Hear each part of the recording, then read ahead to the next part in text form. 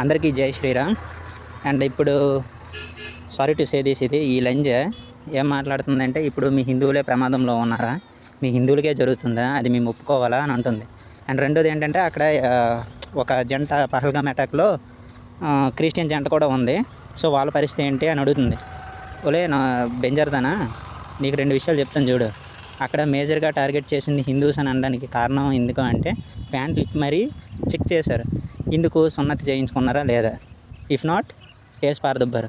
And రెండోది, ఇప్పుడు మీ Christians గురించి అంటున్నావు కదా, మీ ఏసే సున్నతి చేయించుకున్నాడు, సో మీరు కూడా చేయించుకోవాల్సింది కదా. ఇప్పుడు అక్కడికి వెళ్ళారు జంట, ఆయన కూడా సున్నతి చేయించుకుంటే నేను క్రిస్టియన్ అని చెప్తే నమ్మేవాడు, సున్నతి ఉంటుంది కాబట్టి వదిలేసేవాడు కదా.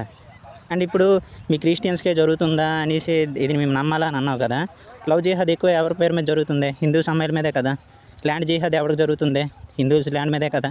ట్రావెల్ జిహాద్ మన జరిగింది, ఎవరు చనిపోయారు, 25 మంది హిందూసే చనిపోయారు. మీ క్రిస్టియన్స్ ఎక్కడైనా చచ్చారా?